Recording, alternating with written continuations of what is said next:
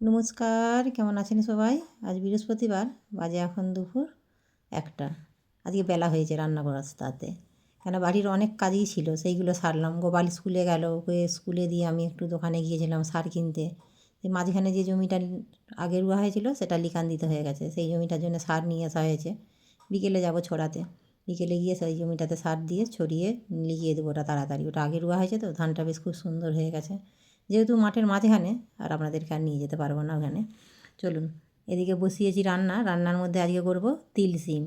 শিমগুলো হচ্ছে যে একটু গোটা গোটাই রেখেছি, নরম আছে যেহেতু, 2 টুকরো করে দিলেও হতো। একটু জলের মধ্যে নুন দিয়ে ভাপিয়ে নিয়েছি।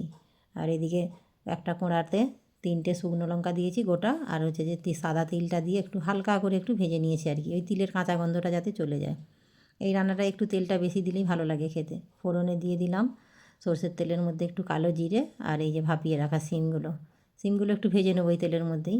এমনিতে তো সেদ্ধ হয়েই আছে, এই ভাজার মধ্যেও খানিকটা সেদ্ধ হয়ে গেছে। এর মধ্যে দিয়ে দিলাম হচ্ছে যে হলুদ গুঁড়ো।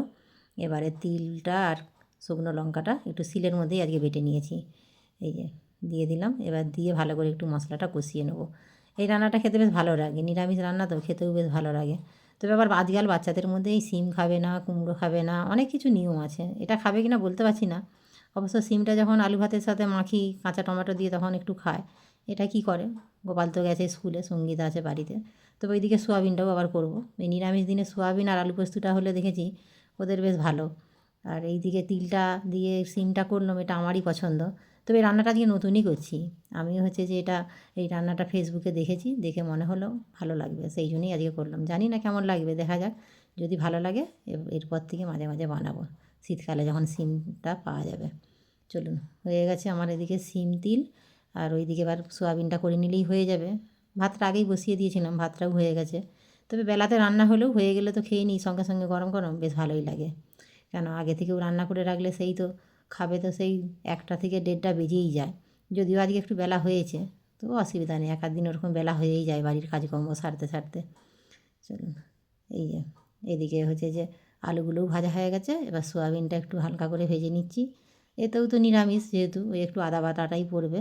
আদা বাটা দিয়ে তারপরে একটু ফ্রিজে দই আছে, সেদিনকে যে মাংস রান্না করেছিলাম দই নিয়ে এসেছিলাম, খানিকটা বেঁচে আছে, এই মশলার মধ্যেই দিয়ে দেবো।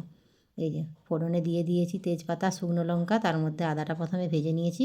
এবার এক এক করে মশলার মধ্যে ওই হলুদ গুঁড়ো, লঙ্কা গুঁড়ো, জিরে গুঁড়ো আর ধনে গুঁড়ো, আর এই যে দিয়ে দিলাম একটু সামান্য পরিমাণে টক দই। দইটা সেই পড়ে থাকবে কেন, সেই জন্যই দিয়ে দিলাম। চলুন, এবার মশলাটাকে ভালো করে কষিয়ে নিয়ে তারপরে হচ্ছে যে জল দিয়ে দেবো। রান্না হয়ে গেলেই খেতে দিয়ে দেবো, কারণ বেলাটা আজকে হয়েছে, এমনিতেই রান্নাটা করতেই বেলা হয়ে গেছে। চলুন, হয়ে গেছে মশলা কষানো, এবার এটা জল দিয়ে এটা ততক্ষণে ফুটতে থাক। চলুন গোটাতে খানিকক্ষণ ধনেপাতা তুলে আনি, আজকে নিচে থেকেই ধনেপাতাটা তুলে নেবো, ছাদকে আর যাবো না। বেশ আস্তে আস্তে গরমটাও এবারে পড়ছে, খুব ঠান্ডাটাও আর নেই। সেই জন্য ধনেপাতা একটা ক্যারেটে বুনেছিলাম, তবে এখনও বেরায়নি, বেরাবে কি না কে জানে। ওই একটা ক্যারেটে শীত থাকতে থাকতে কেন বুনে দিয়েছি, যখন যদি ওগুলো ভালোভাবে ফুটে যায়, এখন সেই চৈত্র মাস বৈশাখ মাস অবধি ভালোভাবেই মোটামুটি খাওয়া যাবে। ওই মানে পাতাগুলো কেটে কেটে একটু মোখা থেকে নিতে হবে, আবার গজাবে। এদিকে হয়ে গেছে সোয়াবিনের তরকারি, দিয়ে দিলাম উপর দিয়ে ধনেপাতা কুচি। এবার সজনা ফুল গোটা কথা আজকে গুঁড়ানো হয়েছে, আজকে অবশ্য সঙ্গীতাই গুঁড়িয়েছে, ওইগুলো একটু ভেজে নেবো। যেহেতু নিরামিষ সেই জন্যই একটু শুকনো লঙ্কা আর জিরে ফোড়ন দিয়ে হালকা করে তেলের মধ্যে ভেজে নিচ্ছি।